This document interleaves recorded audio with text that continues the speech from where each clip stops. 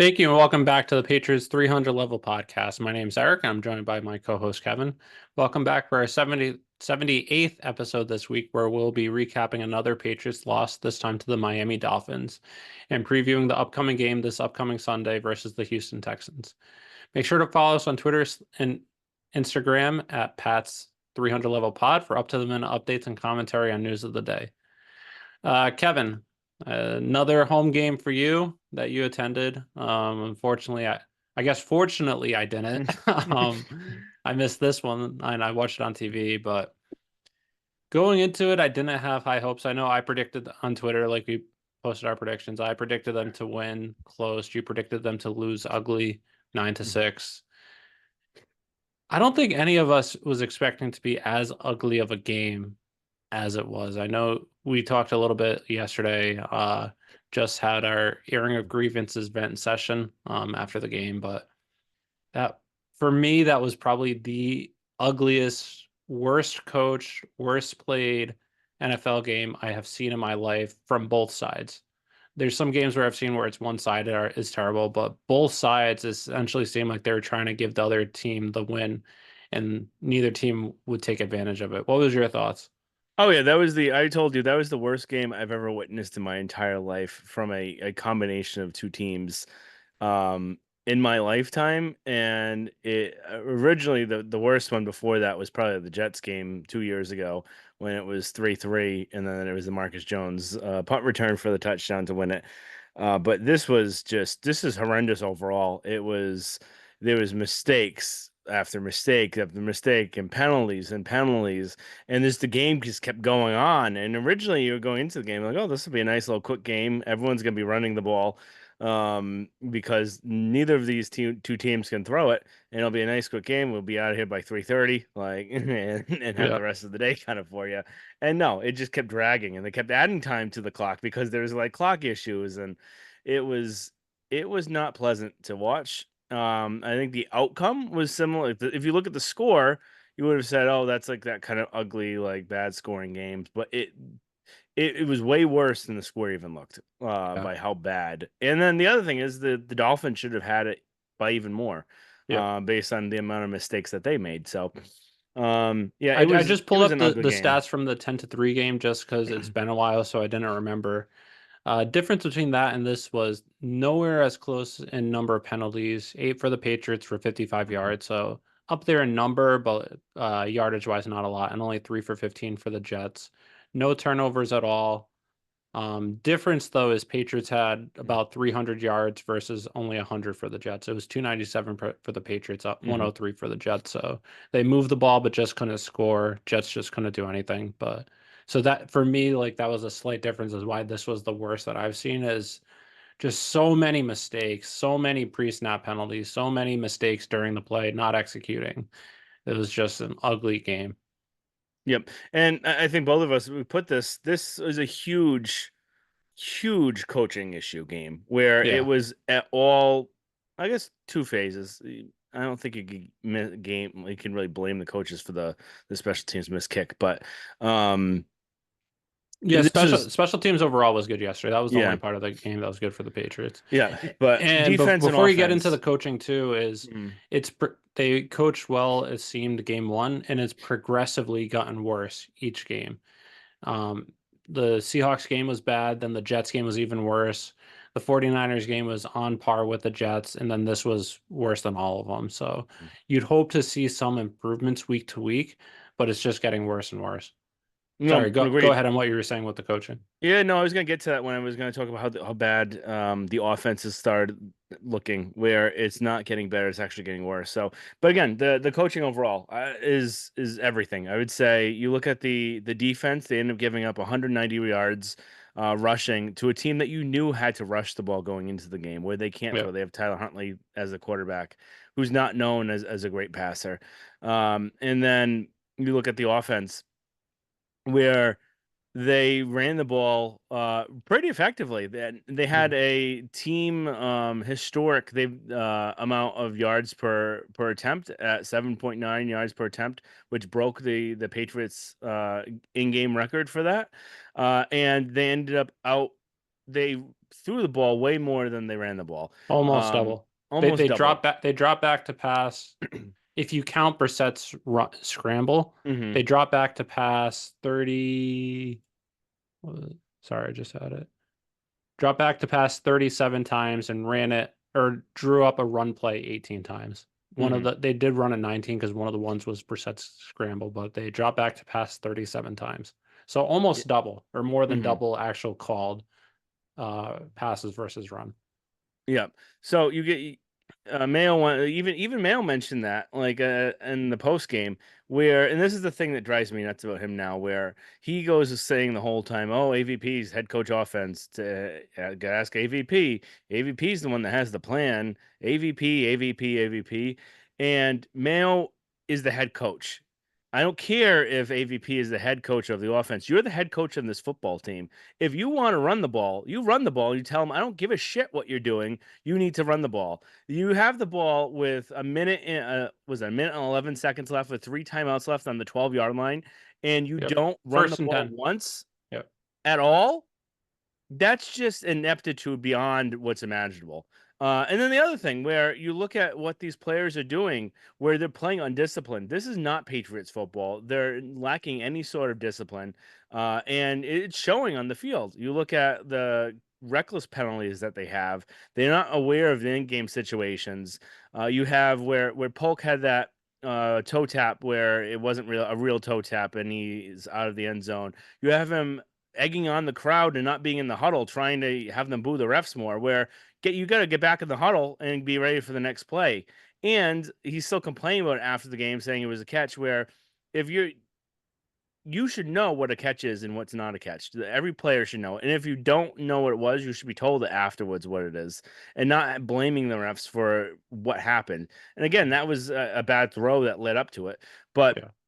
And still. you could argue the rule. Like, I think it's not a great rule where if it's a front toe tap, it's a Hmm. catch, but back it's not. But based on how the rule is written, that's a clear no catch. When I saw it live, I knew it like live without the replay. I didn't think it was a catch because it just seemed like he didn't Oh, get it. I didn't even think he had his foot. I didn't think it was Yeah, even close. exactly. It was a lot But closer then than I thought it seeing was. the replay, I just knew right away it wasn't a catch, Hmm. even though they were trying to say they couldn't fully remember what the rule was on the Hmm. TV broadcast of it, but that's just what the rule is. Yeah, And and it's then been like Zoe that knew for right years. away when it happened that it wasn't a catch because you remember that they had the same thing go against them back against the Falcons a couple years ago with Brandon Bolden. And then at the end of the game, where you have 12 seconds left, and you have to know. So I don't know who this was, if it was AVP not telling. Well, AVP shouldn't have to tell Brissett. Brissett's a veteran. This is the whole reason why you have Brissett here, where he shouldn't go making these mistakes where you have 12 seconds left, you have no timeouts, you cannot throw the ball to the middle of the field. And what does he do? He throws it to Hunter Henry in the middle of the field and the clock expires. Not that they probably could have won that game anyway, but he had Douglas coming out on the going towards the sideline where he could have hit him going out of bounds and then stop the clock and had one attempt to go to the end zone. Or if not, you throw it out of the end, you throw it out and then you wait for one more play and throw it to the end zone that play. It's just the situational football here is not up to snuff, and not just Yeah. not up to snuff to like a Bill Belichick team. It's not up to snuff for an NFL team. They're looking completely undisciplined. They're getting worse as the game goes by, and it's really bad right now.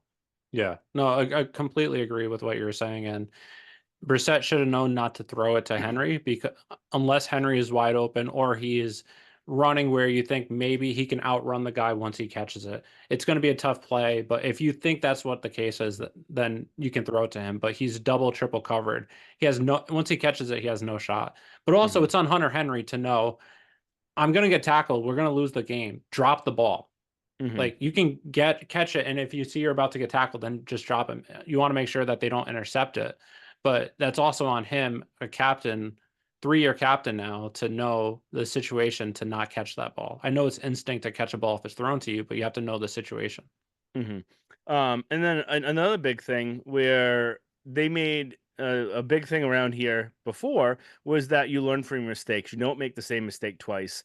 And it's happened game after game where you see before you had Which Ramondre. situation are you talking about? There's I know, but so the latest one was with Mayo, where the exact same thing happened the end of the half, Yep. And they're lucky that they ended up missing the field goal because it was the That same Miami missed exact. the field goal. Yeah, Miami missed the field goal because it was the exact same situation with the Seahawks. And I was saying it, I was like, what the hell? Like, just make sure you run the ball. Yep. Don't pull the Seahawks. Make sure you learn from it. And what do? They run it once, they get 8 yards, and they're like, okay, they're gonna run the ball, they're gonna just drain the clock. No, they end up throwing twice. They have no chance. And then end up having to punt the ball back to the Dolphins. They shank the punt. They return it for like 10 or 15 yards, and then they end up missing the field goal. But they should have gotten points out of it. That's So twice now that did Mayo you watch screwed up. Bill on McAfee today? Yes. So he actually talked about this same scenario. He didn't call out the Patriots, but when talking about situational awareness, he was talking about him as a head coach approaching the end of a half, also end of a tie game or a close game, is he approaches it from the basketball perspective of last shot, where whatever we do, I'm gonna make sure that we have the last possession and the other team doesn't get it. If you think you can get points, great, go ahead. But if not, you don't want to give the other team a chance to get points. And that's something that, like you said, he was essentially saying like he would run it, make sure he gets the first down first, and then you can go into your play calls. And then I know some people aren't always big fans where sometimes at the end of the half he would do some draws or things like that, and they don't get yards and don't get a touchdown or get points, but he's doing that because of the situational awareness, making sure the other team doesn't. And that's, like you said, that's 2 times in the last 4 games that Mayo didn't learn from the mistakes, did the exact same thing. The reason why I said what not learning from your mistakes, what are you talking about, is I was also thinking of the challenging aspect. So last week versus the 49ers, George Kittle caught the ball on a diving catch on third down for a first down. It looked live, and even seeing the replays, I'm not sure he caught the ball. Depending on how you interpret the rule, it would have been a close call, but I thought that that was worth a challenge because it was a third down, which turned into a first down. They were near a little further back from field goal range, so it would have been a long field goal versus getting a first down and having a chance for a touchdown. He doesn't challenge it. Later in the game, he challenges a clear catch. And then this past game, when Brissett scrambled on the one run he had for 10 yards, clear as day, he got a first down, but the refs spotted the ball shy of the third down marker, and he doesn't challenge it. And then what happens that play? Nick Levette, the center, gets a false start, which again, I don't know if that was, I saw the replay many times. I don't think that was a false start, but they called it a false start. And then you move the ball back to, instead of being third and inches, to third and 5.5, and they don't get the first down. So that's ended a drive where situationally Mayo should know I need to challenge this. 2 weeks No, in a row. yeah, yep, 100%. And then you see kind of how he's trying to gain control and kind of show accountability, where it's not really doing anything. Where Mondre, and I love Mondre, but he fumbled 4 games in a row, and Mayo was like, oh, well, he's not going to start. He's has to take accountability for it. He didn't play one series. That's nothing. That's not showing that that ball security is job security. That's just saying you're having the first series off. Where realistically, you're going to be switching off anyway. Yeah. Usually, where usually you get the first series and the next guy gets the next, or sometimes it's 2-1. But one drive of 3 plays is Yeah. not really any Not kind only, of. yeah, not only was it the first drive, it was 3 plays, a three and Mhm. out with only one run on that drive. Yeah. So it doesn't really show to anyone. Like, is he really being held accountable? No. Like, what he really should be doing is getting kind of sat for a quarter, maybe a half, to really show that you can't go dropping the ball. Again, he didn't drop the ball here, but what are the odds he's going to drop it 5 games in a row? Probably pretty slim. But not great. And then just the amount of penalties and dumb penalties that they're having, where they don't know what they're doing. They 12 men on the field. Yeah, 12 men That on the field when Miami had 4th and 1. They were going to punt the ball away and you're going to get it back. And Mhm, then they get a first down and their drive continues. mhm. And then you had Ellis's pass interference penalty, where you have the guy, even if he catches the ball there, he's what 10 yards away from the first down marker. Like, there's Yep. no reason to be tackling the guy clear as day too. Yeah. Before he gets the ball, it's just poorly coached. And then we get to AVP, where But before oh, you get to that too, there's a couple things that I noticed in the post game press conference where Gerard was saying how they lost the time of possession again and saying how that's something that they've been focusing on week after week. They lost 34-25 in time of possession, but how do you keep time of possession? You run the ball and you run the ball effectively. What were they doing yesterday? Running the ball effectively, but they were passing almost twice as much as they were running. How did Miami can keep time of possession? They ran the ball. They ran it 41 times versus 31 times. Yep. I don't it's I really don't know what else to say. It's clear as day. You're a running team. You said in the offseason you're a run first team. You're running the ball effectively and you're not doing it. You're passing with the inept passing game. So again, it's stuff like that that bothers me where it seems clear as day and he's not doing it. And also just calling out players in post game instead of just taking accountability. Maybe we're just spoiled being Patriot fans where we're just used to Bill not doing that. And maybe it's a lot more common in other teams, other organizations for coaches to do that, even though it's small things here and there. But things like that, calling out Brissett for having a bad game, calling out Mapu for being fatigued at the end of the game. Um, I don't know. Yeah, and that's something that players have always said that they loved about Bill, where he would never put him out there, and it would always be about him and taking the pressure off of them. Yeah, So if Mayo wants to be this player's coach and he wants to be kind of not be as hard ass and all that sort of stuff, you're really not looking good there by throwing these guys under the bus, where you should be taking the blame. And that's the other thing too about what Mayo's been doing lately, where he just looks like he's trying to pass off the buck on someone else every single yeah, time, where he's never taking accountability, saying that it starts first with him, where he's the one that's supposed to set the game plan. He's the one that's supposed to say we should be running the ball. He's the one that should be figuring out that the Dolphins need to run the ball and how do we stop that? And they can't stop it. And they run it up their ass to end the game, to win the game that way. yeah, That's just the mark of a bad team, where you can't stop what they're going to do. And if they didn't know they're going to run, that's another big issue there yeah, too.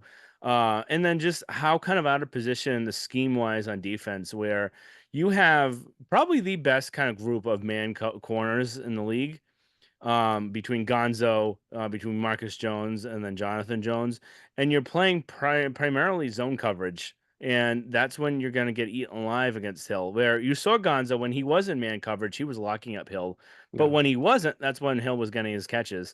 And again, he didn't have as big of a game just because you have Tyler Huntley as the quarterback. Yeah. But And one thing on that too, before you move on, is when you're facing teams that are like the Chiefs, for instance, where they're primarily passing the ball, or in years past when they had Tyreek and Kelsey and they're primarily passing the ball, it's tough to be man to man all game just because DBs will get tired and fatigued very quickly, especially if it's like very fast guys. But you're mhm, playing a team in Miami that's mostly running the ball or doing quick passes. mhm, That's not an instance where DBs are going to get exhausted because they're covering guys all over the length of the field. So this is mhm. an instance where they should have been playing primarily man. Yep. Um, so then just 190 yards rushing is despicable for what this defense is supposed to be. This defense is not it's supposed to be helping the team right now, and it's not. Okay. Between the defense and the offense, they're both pretty not playing really well. Of course, Yeah. the offense is worse than the defense, but Yeah, but the defense also should be too, playing a lot better right now. they couldn't defend the run and even the pass game, which wasn't great for Miami. They Hmm. outpassed you with the third Yeah. string quarterback. Yeah, agreed. And Yeah. that's where that zone coverage came in, when he was just eating up the soft parts of the zone, Yeah. where and they're not doing any sort of heavy disguises or any sort of heavy schemes too. So it really kind of makes you wonder, like, how much how much have they absorbed between you had Mayo here and you had Covington here when Bill and Steve were here. How much did they actually absorb while they were running things for the defense, whereas Steve and Bill were game planning? Were they listening on why things were happening? Do they know why things were happening? Yeah. Or are they trying to make their own little mark on it and then just doing a really bad job of it? Again, Covington, he's going to take a little while to learn to kind of call plays. So I'm not really putting it as much on him. I'm putting it more on Mayo, because this is supposed to be Mayo's baby. This is where all the money is on the Yeah. team, where on the defense. And it's supposed to be the strength right now, which was the strength of them last year, where if you had a competent quarterback last year, they would have been kind of edging into a playoff spot just by how close those games were because of the Yeah. defense and how well the defense was playing. And right now, that's not the situation, where you technically have a more competent quarterback of Brissett, but there's other things with Brissett that doesn't do as well as Mac Yeah. does, and we'll get into that in a little bit.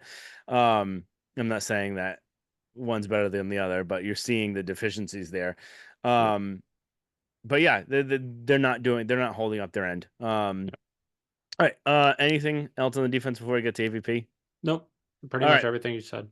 AVP. That's another one where he's gonna have to be gone by the end of the year. There's I haven't seen anything, and who knows? Maybe when May goes in, he opens up the playbook more and he Yeah. shows he's got these exotic things, and he's just hamstrung by Brissett and by kind of the shaky line at first. But I don't see that happening because Yeah. just you don't see the little things with him about even though they are playing poorly, but the offensive line is playing poorly, and they don't have time to open up the deep passing routes. There's things that you can do to take the pressure off of Brissett and off the line to try and get the ball out quickly, and they're not doing it. They're not Yeah. using pre-snap motion. They're not doing as many screens or bubble screens Yeah. or end arounds or Yeah. options or RPOs or that sort of thing. Where you look at what other teams do when they have a bad offensive line, they can kind of play around it. They're not doing any of that scheme wise on offense. They're running this old school West Coast offense from like the 90s where they don't have pre-snap motion. It's this kind of this is what you get. We're gonna run these kind of stretch plays and kind of long routes, and it worked well then, but it doesn't have all those kind of nuances that a lot of people are looking for when they're like, "Oh, we're gonna get this new age West Coast." Where you have like the Kyle Shanahan's, you have um, like the Clint Kubiaks, you have not Sean McDermott. What's this guy's name? The Rams coach, Sean McVay. Yeah. All those sorts of things. You have this old school uh offense that's from like the Browns, and Yeah. no one goes looking at the Browns saying this is what I want my offense to be. I need to Yeah. get their offensive coordinator, their assistant line coach, and this is what's going to make a perfect team. Yeah. Where they haven't done The anything Yeah, in. the thing with the Browns offense, a couple year or from like 2000 to like 2022, that time span, they had a very good offensive line. At that time, they did. They don't Mhm, anymore. But at that time, they had a very good offensive line, and they had a really good 1-2 punch in the running game with Nick Chubb and Kareem Hunt.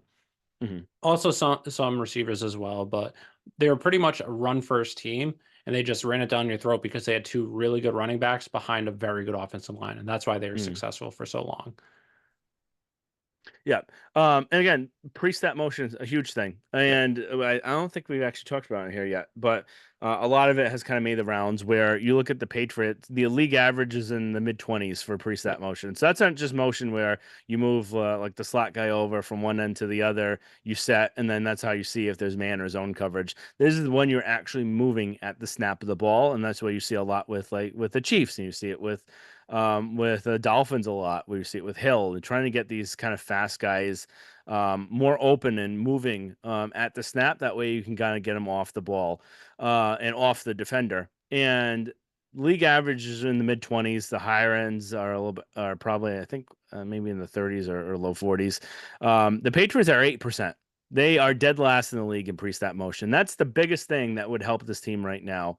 Besides running the ball more, um, is using those things and trying to get your fast playmakers involved in different ways. And even I don't really think Tyquan Thornton's anything special. They're really trying to get rid of him, but he can't get off the line because yeah, any sort of defender gets in there, they'll jam him, and he can't get off and run a right route.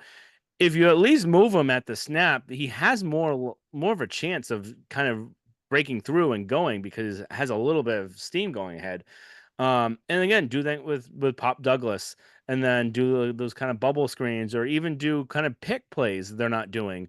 yeah, It's just a lot of concepts that are not that complicated. Where I'm thinking of it, and Eric's thinking yeah. of it, and a lot of other people are thinking of it, and we're not NFL coaches. Why isn't he thinking of it? And why is he just one of those guys that just runs an offense and runs it, and like we're gonna do what we do well, and they're not even doing that? Like how Yeah, Bill says made about me the think. It Colts made me think of defensive my coordinator. yeah. It made me think of my high school football coach who said during a game we're gonna run this play until we get it right, and he just kept running it, and they just kept they kept stopping it every single time, and he just kept going back to it over and over and Mhm. over again. It's the definition of insanity, which is why we weren't a good football team.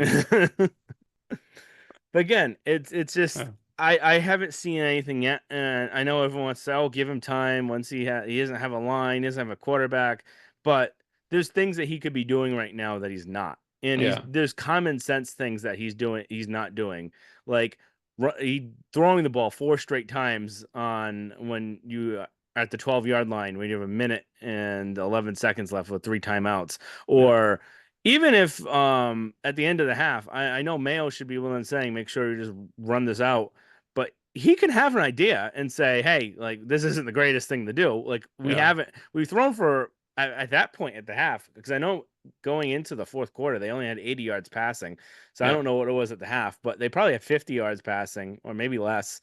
And you're going into the half with that much, and you're thinking I could drive the ball. They were at the 10-yard line. I can drive the ball 50 more yards passing than we had the entire game so far in 50 And seconds. if you are going to pass, do a screen or something like that where it's essentially a run without it being a Mm-hmm. run, and maybe you can break something.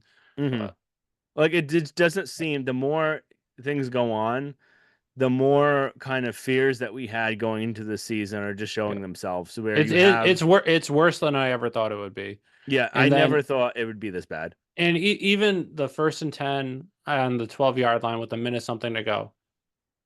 Let's say you do pass it on that first play and you get a touchdown. Miami gets the ball back with a minute plus to go and 3 timeouts and only have to get into field goal range. Mm-hmm. So they have a good kicker. I know he missed a kick yesterday and then they fumbled a snap another time, but realistically, they have to go 40 yards with Tyreek Hill, Jalen Waddle as your primary targets with a gassed defense. Mm-hmm. That's And you know what not they probably would have done? They probably would have ran the ball and ran it up their ass in 30 probably seconds and then gotten the field goal that exactly. way.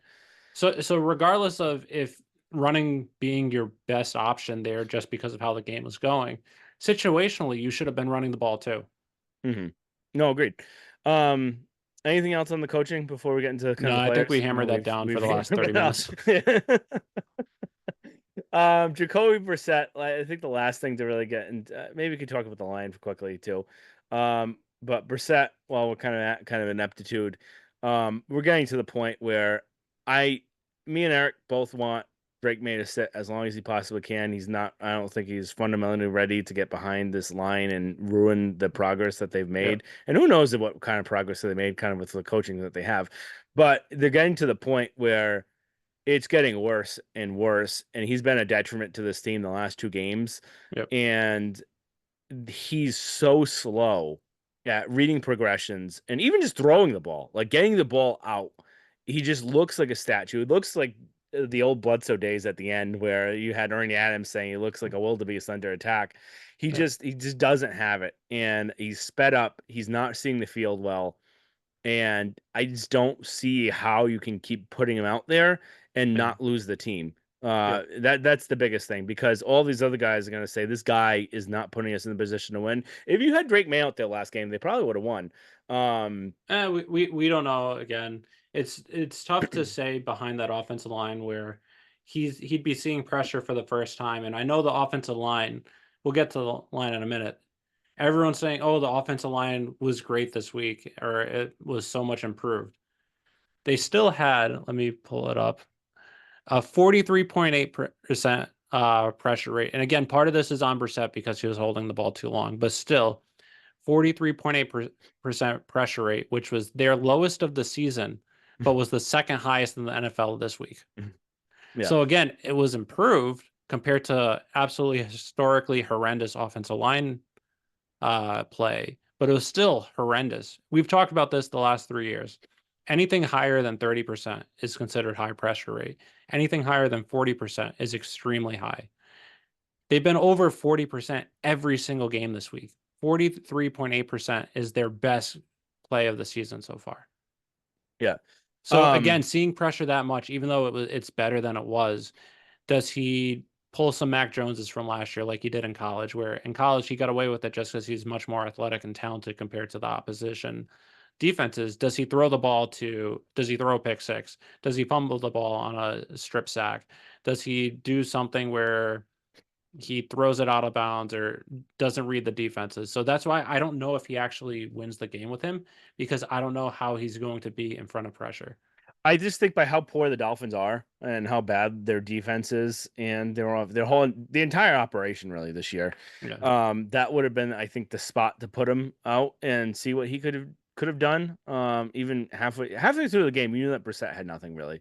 yeah, Um, and I think the hard part is going from that, which would have been kind of a soft landing spot for him, where if you put him in, we're gonna get to the Texans later. yeah. It's just it's not a great spot No, to it's have your not at rookie all. start for the first time. Yeah, And this is again where the roster construction, where they could have really benefited by having a veteran backup quarterback on the yeah, practice squad, basically on the practice squad. Um, that way, if you have to go off of Brissett and you don't want to ruin the development plan that you have for May if he's not ready, you can go to someone else. And they yeah, don't have that. And it's just kind of questionable why they didn't kind of go that route. Um, or maybe they were hoping that this would happen and they could just go to May and that it kind of forces their hand for yeah, them. Because the other thing with AVP is really playing May right now is his really only shot to keep his job, because right now the way Brissett's looking, there's no way that he's going to keep his job after this. And he would need that kind of new toy, and that he's probably going to look better than Brissett the first like game or two before he gets sped up. yeah. Um, so what he can do with As that? long as he doesn't get hurt. That's the one Mm-hmm. thing with Brissett is every single game, there's two or three plays where he gets hit, and I think that's the play where he's done, Hmm. where he's going to be hurt and May's going to have to come in. Literally every single game. So is May going to be able to absorb those hits? Is his Hmm. body big enough to where he's not going to feel it as much? Or is I don't know what his pain tolerance or threshold is, and also he hasn't been hit by guys like this before. Hmm. No, agreed. But again, Brissett.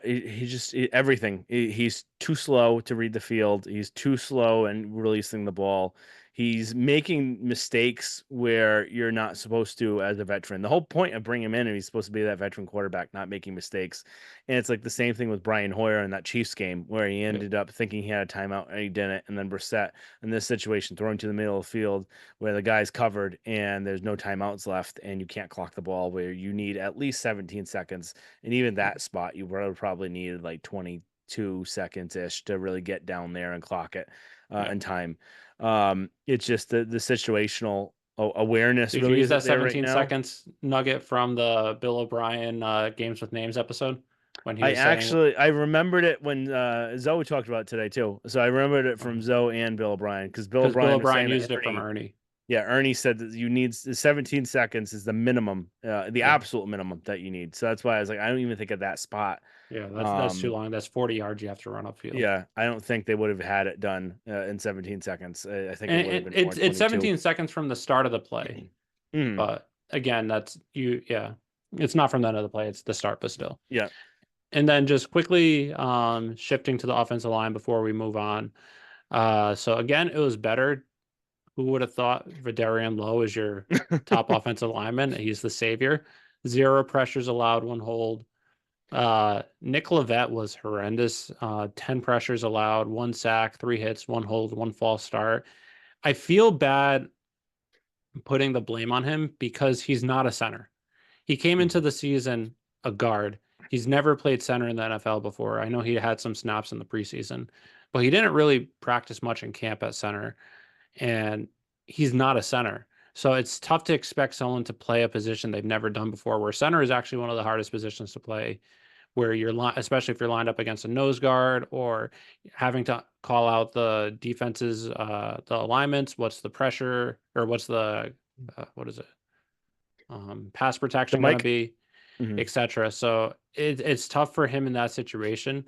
Even if it's someone that hasn't played in the NFL but is a center in college, they know these different schemes and what you're supposed to be doing. So again, terrible game by him, but I can't really put too much on him because of that. Owenu, another bad game for him. Four pressures, two hits. He's been very underwhelming this year.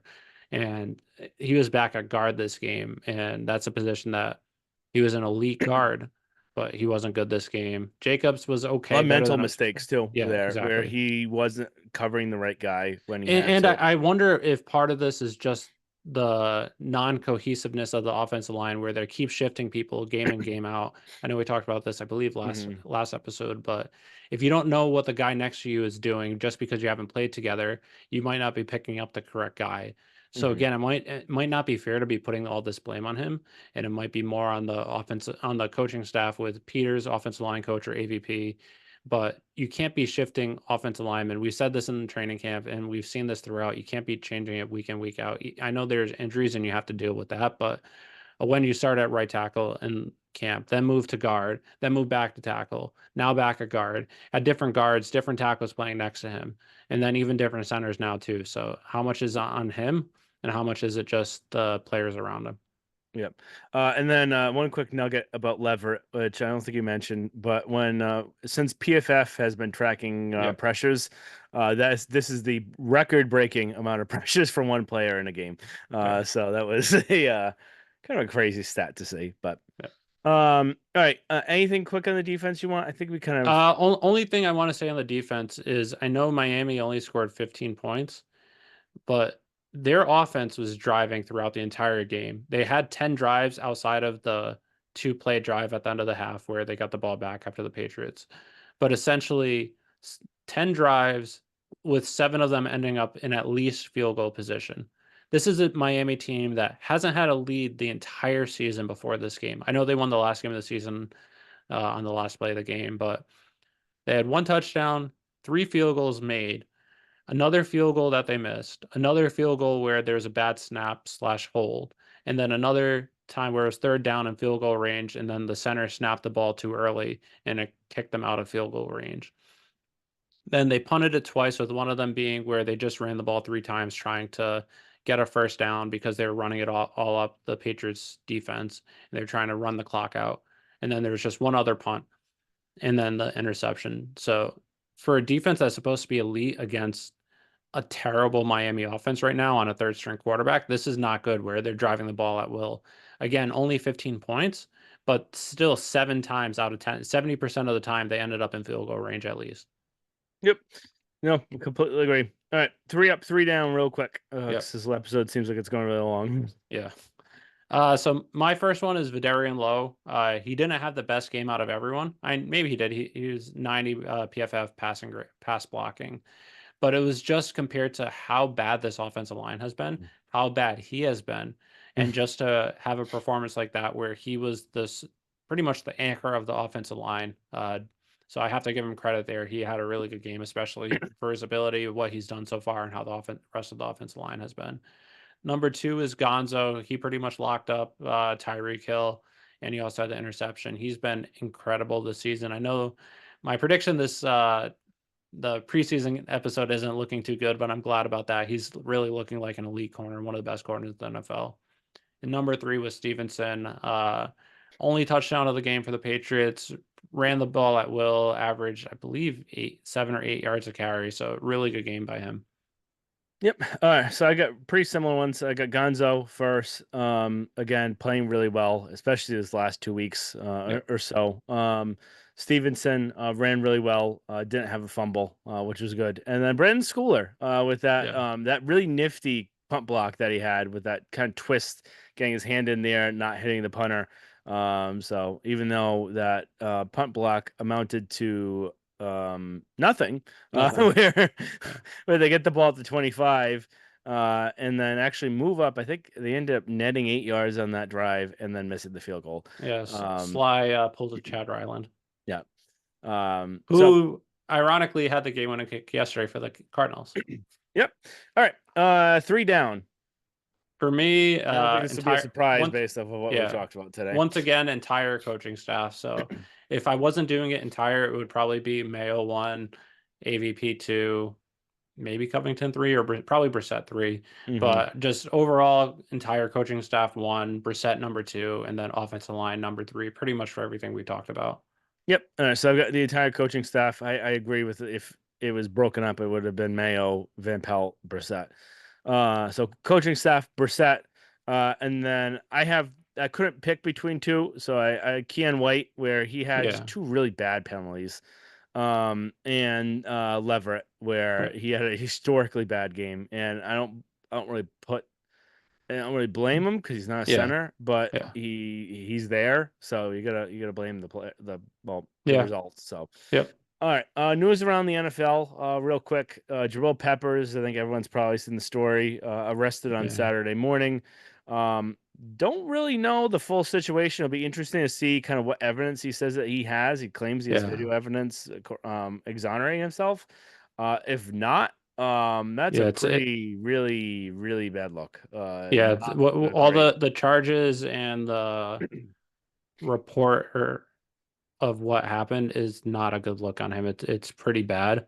So Yeah, again, if like he doesn't have the evidence that he claims he has, he needs to be I gone. would, yeah, he'd have to be cut because Yeah, that's not acceptable, yep, and not something they've stood for in the past. So it's yeah, one thing to have guns and go through an airport, but it's another thing to go like beating a woman. So yeah. I would And again, expect and hope. he's arguably one of your best players, and they just signed him to a big or a Hmm. contract extension. But if he doesn't have that evidence, you need to get him cut him loose. Yep. Which I would think they may have because if he's not gone already, like I think in they're trying to collect. I think it's too soon to really know. yeah. But But we'll see. So, yeah, not too much on that. Devontae Adams, again, the Raiders trying to trade him. He wants to be gone.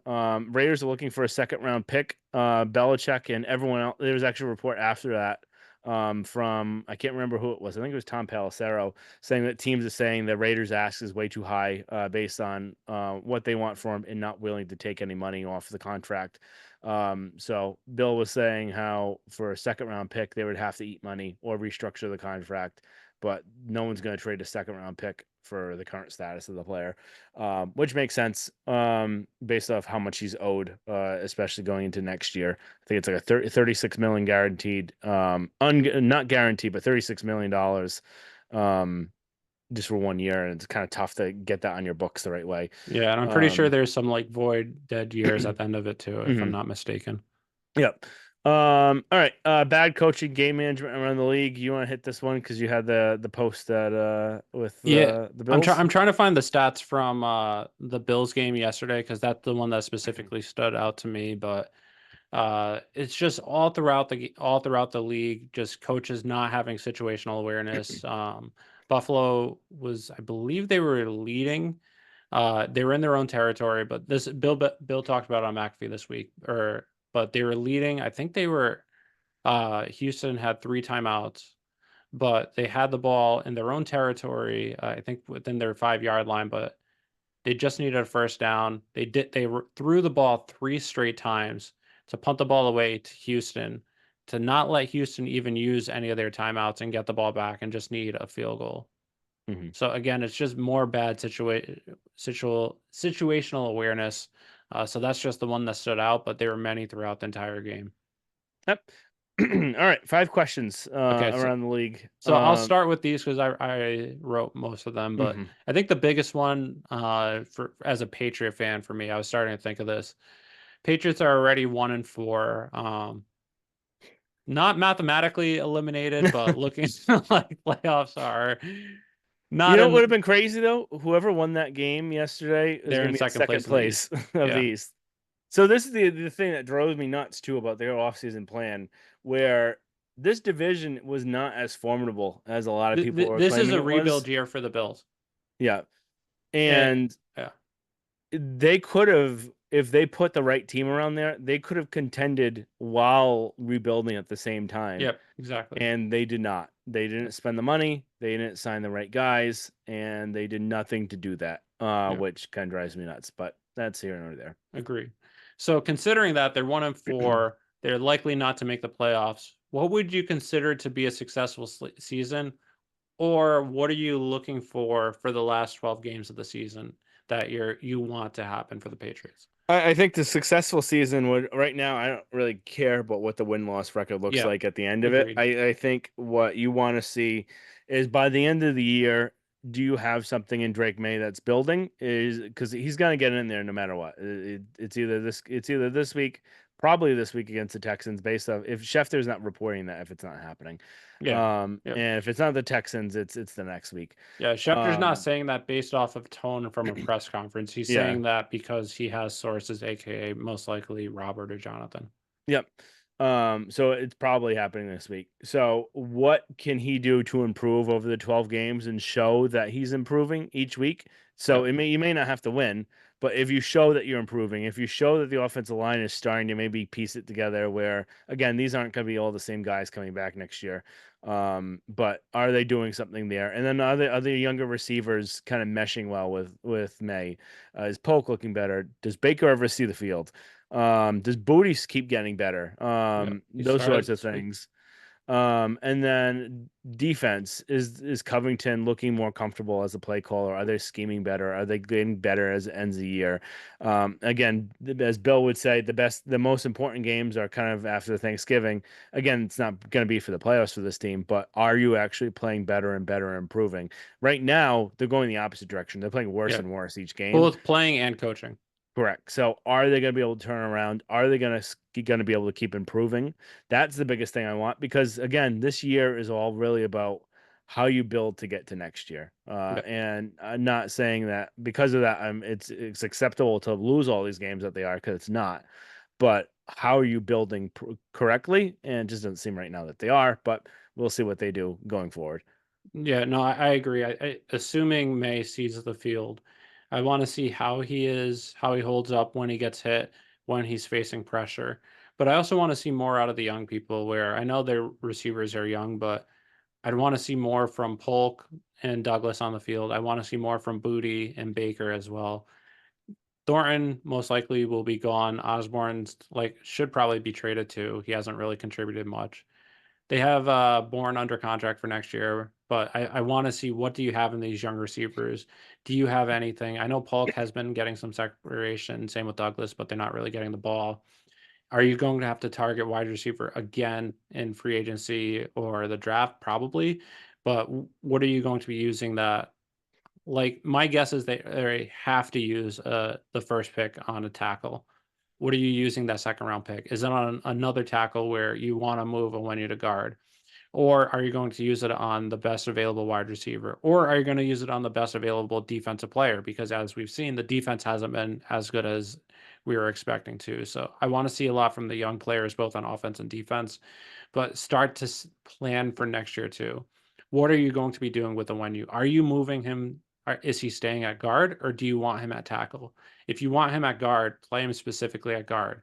If you want him at tackle, move him to tackle specifically so you can assess the young players you have. Which ones on the offensive line are you planning on bringing back next year and developing, and which ones are you moving on from? And then you know clearly, I'm having a when you at right tackle no matter what.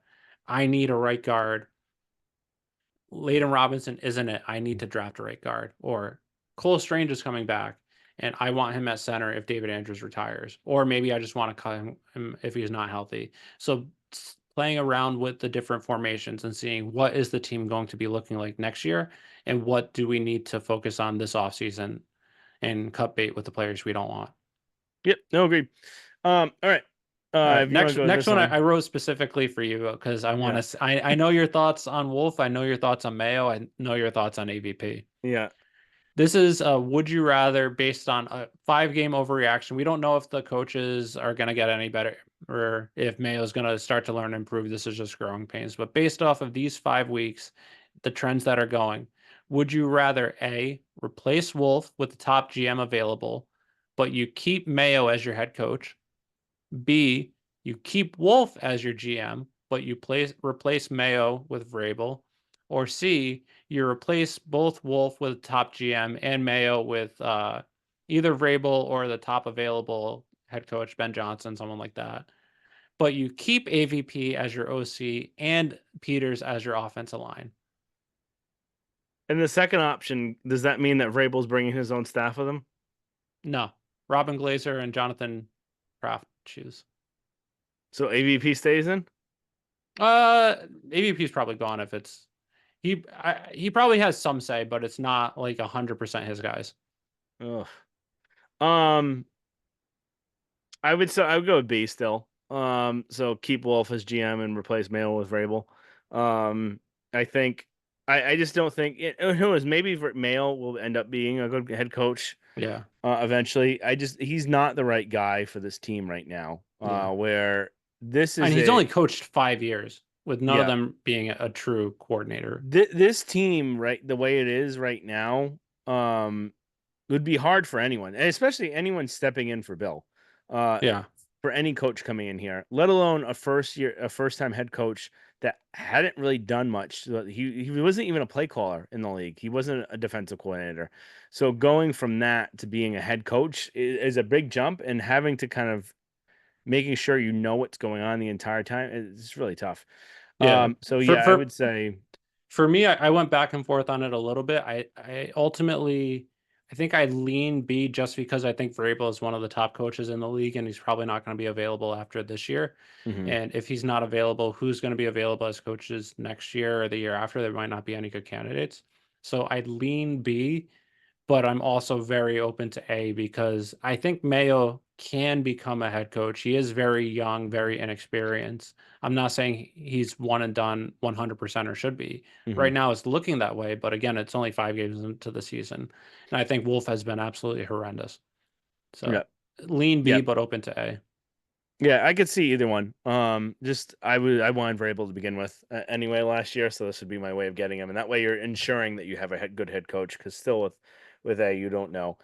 Um, all right, no, we'll do these ones real quick because we said 5 questions. Bonus 5 game reaction. Which rookie QB will have the best rookie contract? Just state which one, not saying why.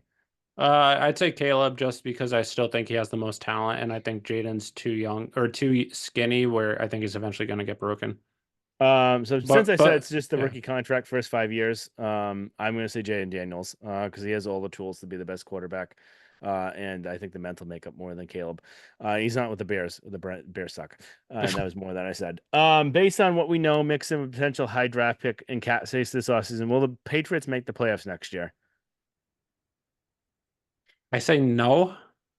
I'm hoping they do. They have the potential to do, but based on I don't trust the front office to pick the right players, and I don't trust Mayo and the coaching staff to put the players in the right situation. So based on these first 5 games, I say no. I say no as well. I think it'll be like the Chargers situation, Yep. kind of Very, year very two good of analogy. Herbert. Um, where you're maybe 7-9, eight Seven and and 10. 7, 7, 10, 10, 8, 8 and and 9. 9, Yeah. somewhere around there, kind of middling. And then if you're Bill, what's your preferred destination next year if you get the choice? I'd say Bengals just because they have the best offense and he can help build that defense. But again, I don't know if Taylor's going to get fired. Right now they're 1-4, so it's not looking great. But I think Bengals, Jaguars, if you believe in Trevor Lawrence, might be the best situation for him because no one believes in Trevor Lawrence or the Jaguars. So if you Mhm. believe in him to be a good quarterback, and if you get full personnel power there, you can help build your team and build a team that's never really had much success. And if he leads them to the Super Bowl, that would help boost his legacy. I think the Eagles. Yeah, Because the other thing they're which I getting didn't older though. know, they are getting older, but he only has a couple years. And then the other thing I didn't know is that apparently Laurie and Kraft hate each other more than Jones and Kraft do. So Oh, that I might didn't know put that. another one up because Laurie originally wanted the Patriots to buy them, and then Hmm. Kraft got them instead of him. Where apparently Jones and Kraft used to be friends before, so they still have a little bit of like friendliness, even though they like dislike each Yeah. other. Whereas I think Laurie and Kraft hate each other, so Okay. would be nice to see a Super Bowl there.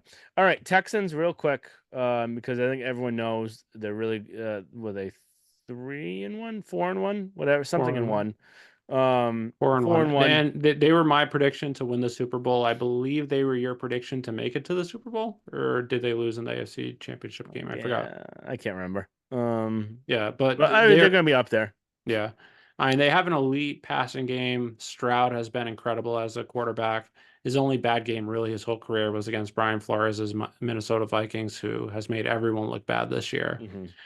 They have really elite wide receivers and receiving options with Nico Collins. He left the game with a hamstring injury. I'm not sure his status for this They're upcoming saying season. week to week now instead of originally they were saying day to day. So it Okay. might be likely So that he'll he's out. probably be out, which He'll is, probably be out anyway because they're going to realize that they don't need to score much yeah. against the Patriots to win. So, But he's a great wide receiver. So without him, it helps the Patriots' chances, but they don't really have much chance, to be honest.